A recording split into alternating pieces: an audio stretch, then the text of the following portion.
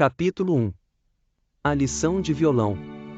Como de hábito, Policarpo Quaresma, mais conhecido por Major Quaresma, bateu em casa às 4h15 da tarde. Havia mais de 20 anos que isso acontecia. Saindo do arsenal de guerra, onde era subsecretário, bongava pelas confeitarias algumas frutas, comprava um queijo, às vezes, e sempre o pão da padaria francesa. Não gastava nesses passos nem mesmo uma hora, de forma que, às 3h40, por aí assim, tomava o bonde, sem erro de 1 minuto, ia pisar a soleira da porta de sua casa, numa rua afastada de São Januário, bem exata. Mente às 4h15, como se fosse a aparição de um astro, um eclipse.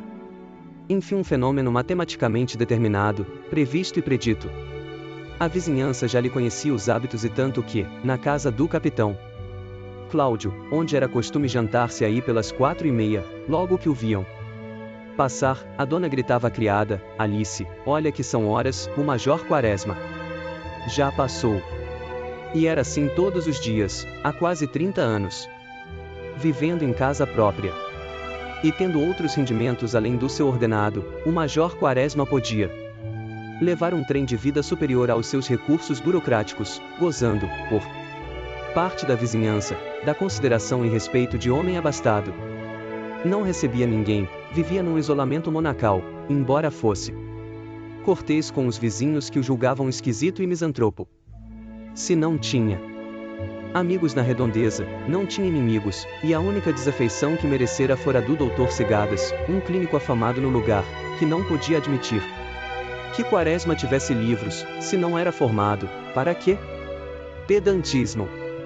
O subsecretário não mostrava os livros a ninguém, mas acontecia que, quando se abriam as janelas da sala de sua livraria, da rua poder-se-iam ver as estantes pejadas de cima a baixo. Eram esses os seus hábitos, ultimamente, porém, mudará um pouco, e isso provocava comentários no bairro. Além do compadre e da filha, as únicas pessoas que o visitavam até então, nos últimos dias, era visto entrar em sua casa, 3 vezes por semana e em dias certos, um senhor baixo, magro, pálido, com um violão agasalhado numa bolsa de camurça. Logo pela primeira vez o caso intrigou a vizinhança. Um violão em casa tão respeitável. Que seria? E, na mesma tarde, uma das mais lindas vizinhas do Major convidou uma amiga, e ambas levaram um tempo perdido, de cá pra lá, a palmilhar o passeio, esticando a cabeça, quando passavam diante da janela aberta do esquisito subsecretário. Não foi inútil a espionagem. Sentado no sofá, tendo ao lado tal sujeito, empunhando o repinho na posição de tocar, o Major, atentamente, ouvia. Olhe, Major, assim.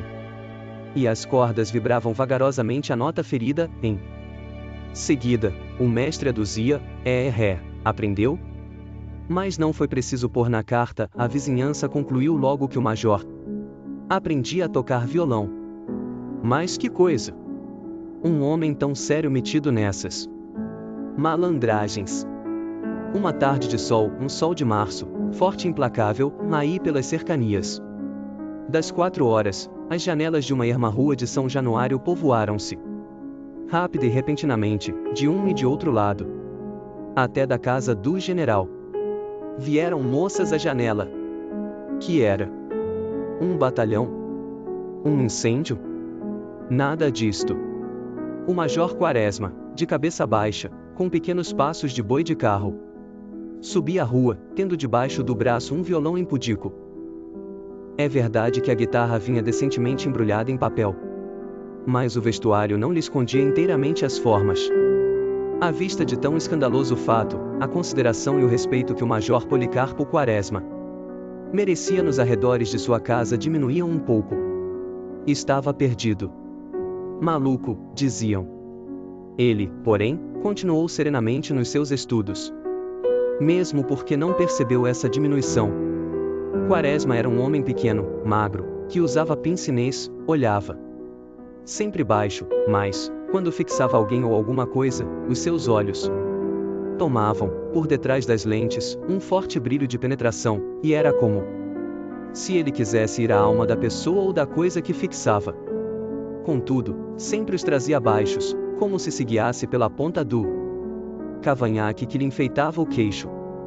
Vestia-se sempre de fraque, preto, azul, ou de cinza, de pano listrado, mas sempre de fraque, e era raro que não se cobrisse com uma cartola de abas curtas e muito alta, feita segundo um figurino antigo de que ele sabia com precisão a época.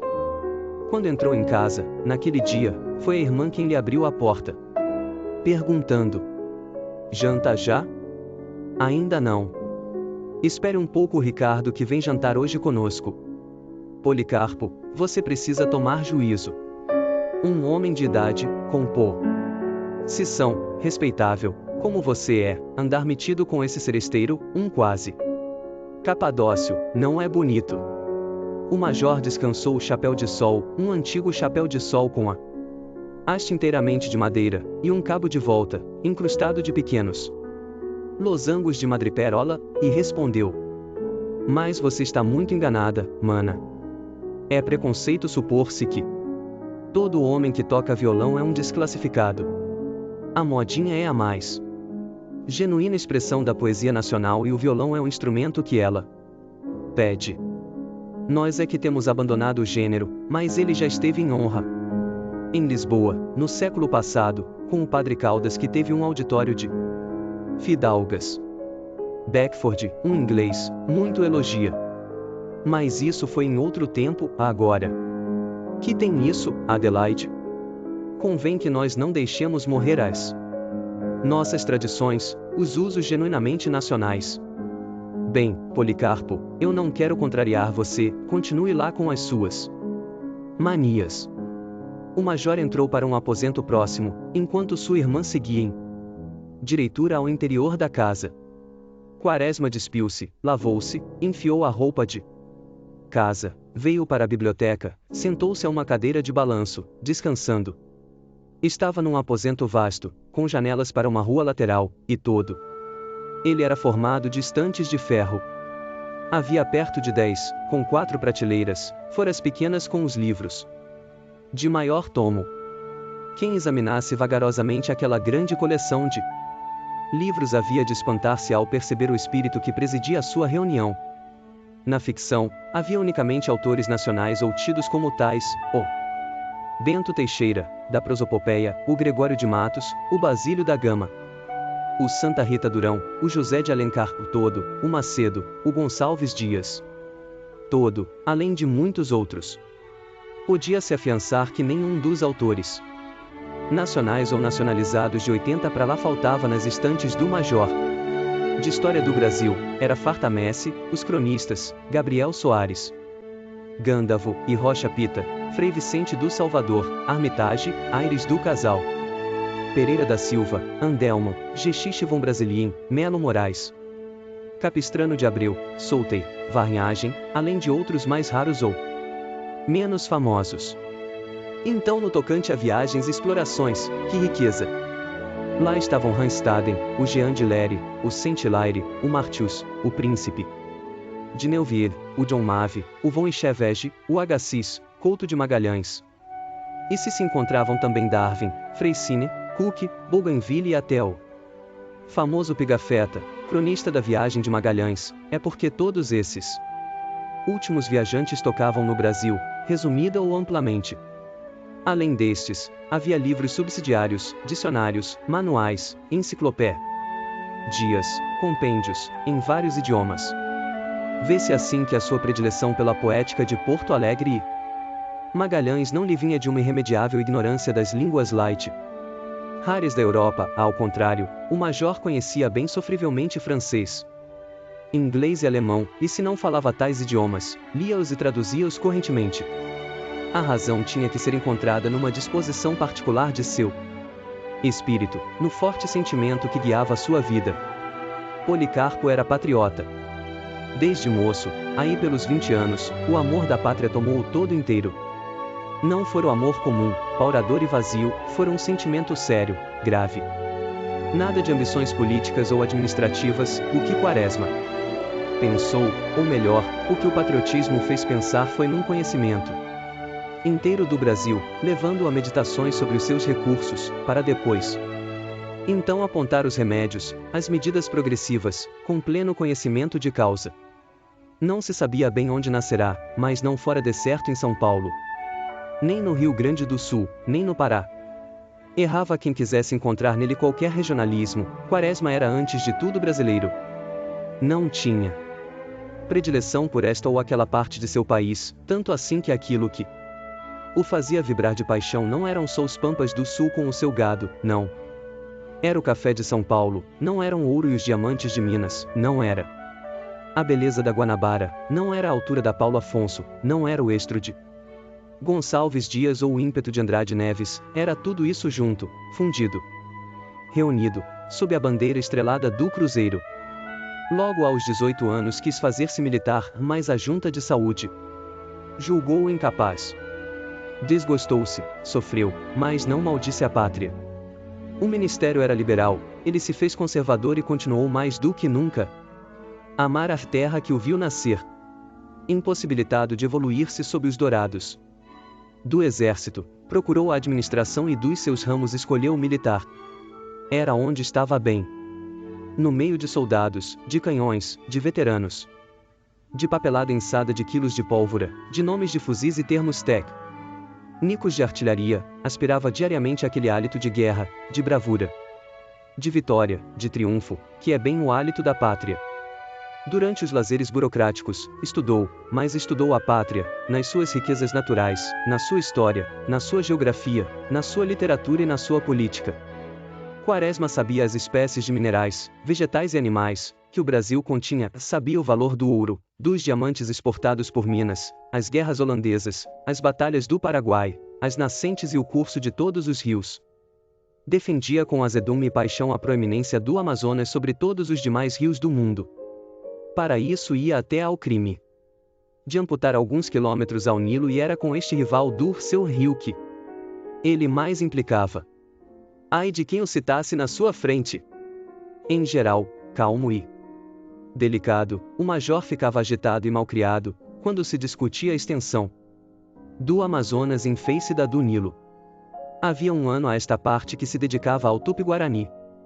Todas as manhãs, antes que a aurora, com seus dedos rosados abrisse caminho ao Louro Febo, ele se atracava até ao almoço com Montoya, arte y dicionário de la língua guarani o mais bem tupi, e estudava o jargão caboclo com afinco e paixão. Na repartição, os pequenos empregados, amanuenses e escreventes, tendo notícia desse estudo do idioma tupiniquim, deram não se sabe por que em chamá-lo, o Ubirajara. Certa vez, o escrevente Azevedo, ao assinar o ponto, distraído, sem reparar quem lhe estava às costas, disse em tom show: Carreiro, você já viu que hoje o Ubirajara está tardando? Quaresma era considerado no arsenal, a sua idade, a sua ilustração, a modéstia e honestidade de seu viver impunham-no ao respeito de todos. Sentindo que a alcunha lhe era dirigida, não perdeu a dignidade, não prorrompeu em duestos e insultos. Endireitou-se, concentrou o pince-nez, levantou o dedo indicador no ar e respondeu: Senhor Azevedo, não seja leviano. Não queira levar ao ridículo aqueles que trabalham em silêncio, para a grandeza e a emancipação da pátria. Nesse dia, o major pouco conversou. Era costume seu, assim pela hora do café, quando os empregados deixavam as bancas, transmitir aos companheiros o fruto de seus estudos, as descobertas que fazia, no seu gabinete de trabalho, de riquezas nacionais. Um dia era o petróleo que lera em qualquer parte, como sendo encontrado na Bahia, outra vez, era um novo exemplar de árvore de borracha que crescia no Rio Pardo, em Mato Grosso, outra, era um sábio, uma notabilidade, cuja bisavó era brasileira, e quando não tinha descoberta a trazer, entrava pela corografia, contava o curso dos rios, a sua extensão navegável, os melhoramentos insignificantes de que careciam para se prestarem a um franco percurso da foz às nascentes. Ele amava sobre modo os rios, as montanhas lhe eram indiferentes. Pequenas talvez. Os colegas ouviam-no respeitosos e ninguém, a não ser esse tal Azevedo, Se animava na sua frente a lhe fazer a menor objeção, a avançar uma pilhéria. Um dito. Ao voltar as costas, porém, vingavam-se da cacetada, cobrindo-o de troças, este Quaresma. Que cacete! Pensa que somos meninos de tico-tico. Ah, ri. Não tem outra conversa.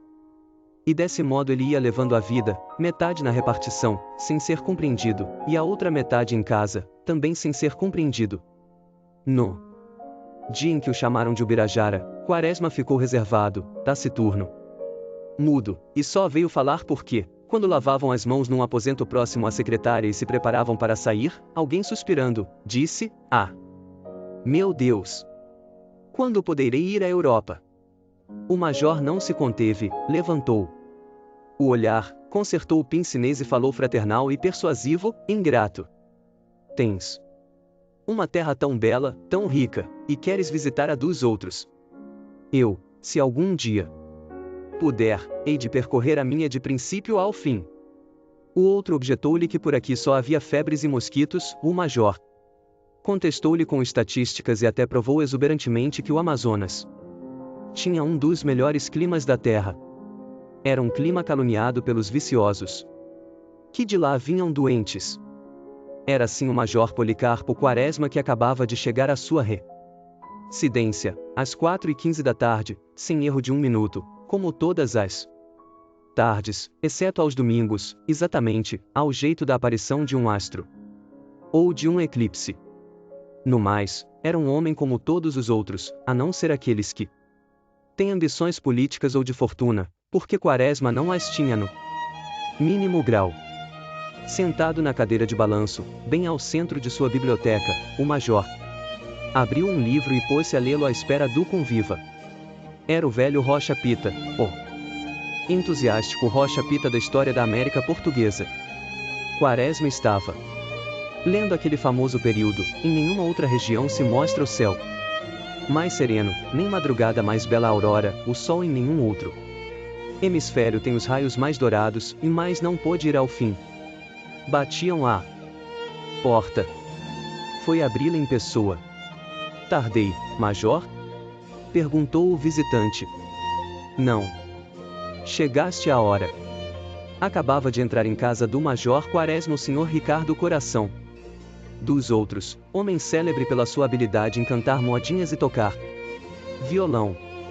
Em começo, a sua fama estivera limitada a um pequeno subúrbio da cidade, em cujos saraus ele e seu violão figuravam como Paganini e a sua rabeca em festas de duques, mas, aos poucos, com o tempo, foi tomando toda a extensão dos subúrbios, crescendo, solidificando-se, até ser considerada como coisa própria a eles. Não se julgue, entretanto, que Ricardo fosse um cantor de modinhas aí qualquer, um capadócio. Não, Ricardo Coração dos Outros era um artista a frequentar e a honrar as melhores famílias do Meier, Piedade e Riachuelo. Rara era a noite em que não recebesse um convite. Fosse na casa do Tenente Marques, do Dr. Bulhões ou do seu Castro, a sua presença era sempre requerida, instada e apreciada.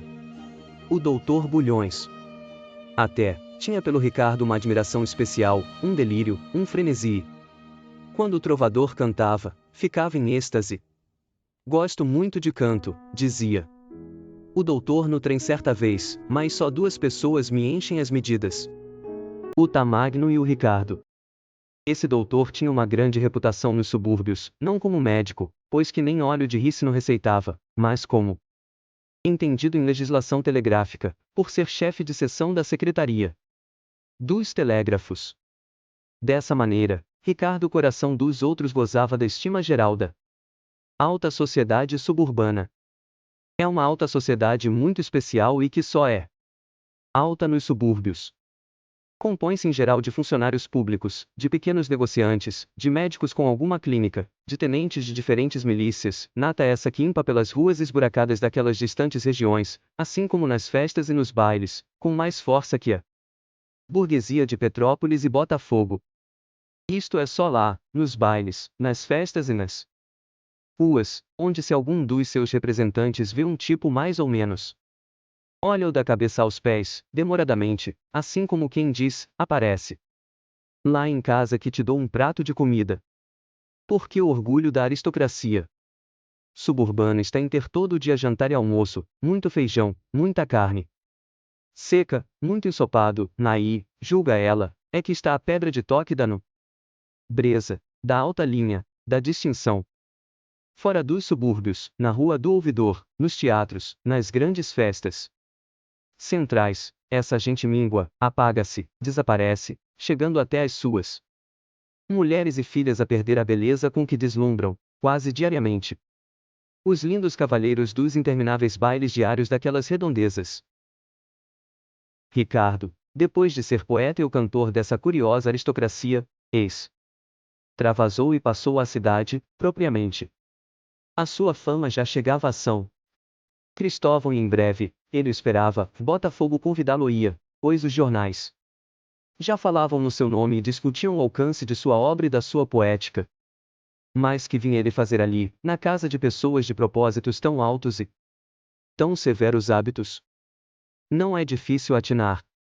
De certo, não vinha auxiliar o Major nos seus estudos de geologia, de poética, de mineralogia e histórias brasileiras.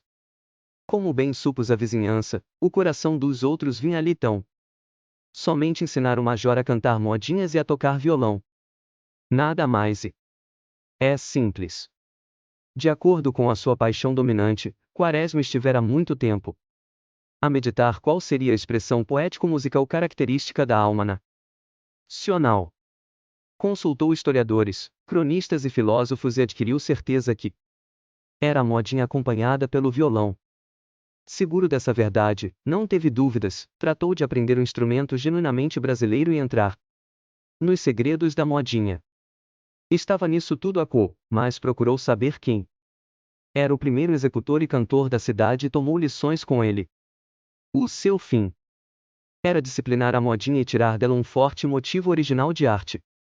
Ricardo vinha justamente dar-lhe lição, mas antes disso, por convite especial do discípulo, ia compartilhar o seu jantar, e fora por isso que o famoso trovador chegou mais cedo à casa do subsecretário. Já sabe dar o erré sustenido, Major? Perguntou Ricardo logo ao sentar-se. Já. Vamos ver. Dizendo isto, foi desencapotar o seu sagrado violão, mas não houve tempo. Dona Adelaide, a irmã de Quaresma, entrou e convidou-os a irem jantar.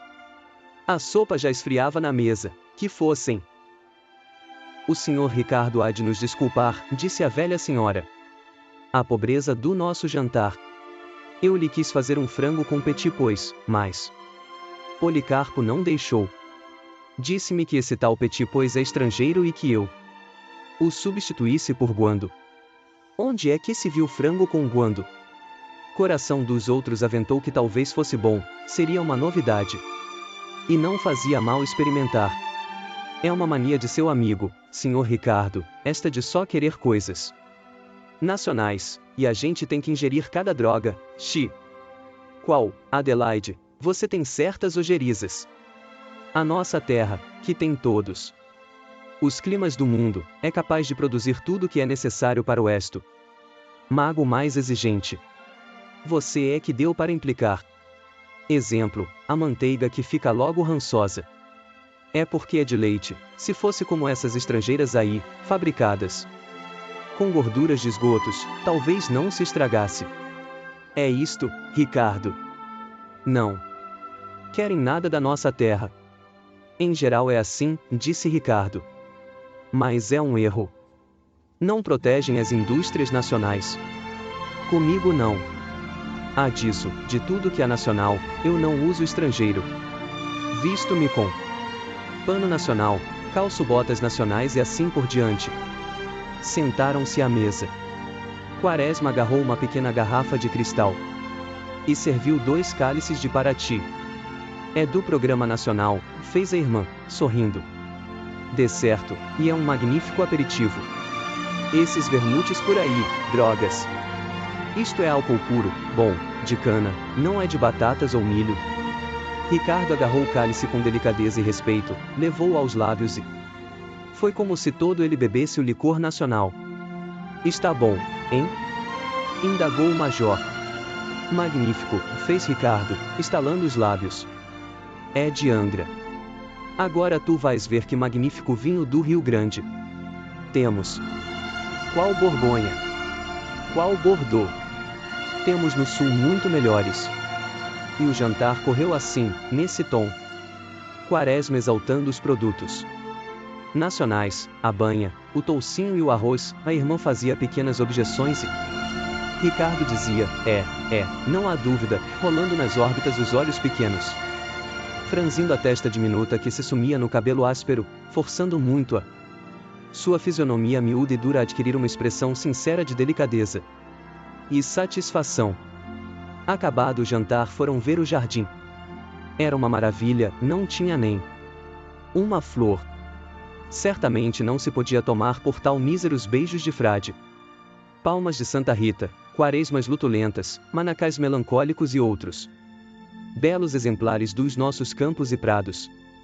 Como em tudo mais, o major era em jardinagem essencialmente nacional. Nada de rosas, de crisantemos, de magnólias, flores exóticas. As nossas terras tinham outras mais belas, mais expressivas, mais olentes, como aquelas que ele tinha ali. Ricardo ainda uma vez concordou e os dois entraram na sala, quando o crepúsculo vinha devagar, muito vagaroso e lento, como se fosse um lombo. Adeus saudoso do sol ao deixar a terra, pondo nas coisas a sua poesia do lente e a sua deliquescência. Mal foi aceso o gás, o mestre de violão empunhou o instrumento.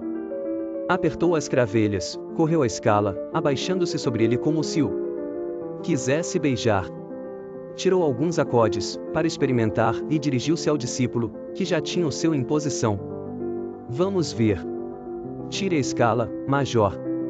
Quaresma preparou os dedos, afinou a viola, mas não havia na sua execução nem a firmeza, nem o dengue com que o mestre fazia a mesma operação. Olhe, major, é assim. E mostrava a posição do instrumento, indo do colo ao braço esquerdo estendido, seguro levemente pelo direito, e em seguida acrescentou: Major, o violão é um instrumento da paixão. Precisa de peito para falar. É preciso encostá-lo, mas encostá-lo com macieza e amor, como se fosse a amada, a noiva, para que diga o que sentimos. Diante do violão, Ricardo ficava loquaz, cheio de sentenças, todo ele fremindo de paixão pelo instrumento desprezado.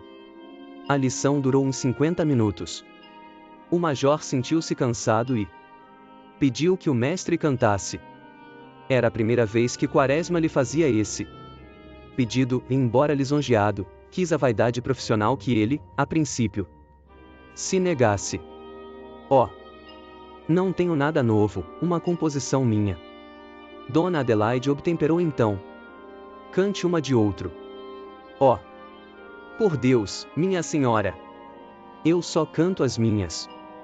O Bilac, Nessen, quis fazer-me uma modinha, eu não aceitei, você não entende de violão, seu Bilac. A questão não está em escrever uns versos certos que digam coisas bonitas, o essencial é achar-se as palavras que o violão pede e deseja. Por exemplo, se eu dissesse, como em começo quis, N.O.P. é uma modinha minha, o teu pé é uma folha de trevo, não ia com o violão. Querem ver? E ensaiou em voz baixa, acompanhado pelo instrumento, teu pé é uma fiolha de trevo. Sadmirha. É outra coisa, não acham? Não há dúvida, disse a irmã de Quaresma. Cante esta, convidou o major. Não, objetou Ricardo. Está velha, vou cantar a promessa, conhecem? Não, disseram os dois irmãos. Anda por aí como as pombas do Raimundo. Cante lá, senhor Ricardo, pediu Dona Adelaide. Ricardo, coração dos outros, por fim afinou ainda uma vez o violão e começou em voz fraca. Prometo pelo Santíssimo Sacramento que serei tua paixão. Vão vendo, disse ele no intervalo, quanta imagem, quanta imagem. E continuou. As janelas estavam abertas. Moças e rapazes começaram a se amontoar na calçada para ouvir o menestrel. Sentindo que a rua se interessava, o coração dos outros foi apurando a dicção, tomando um ar feroz, que ele supunha ser de ternura e entusiasmo, e, quando acabou, as palmas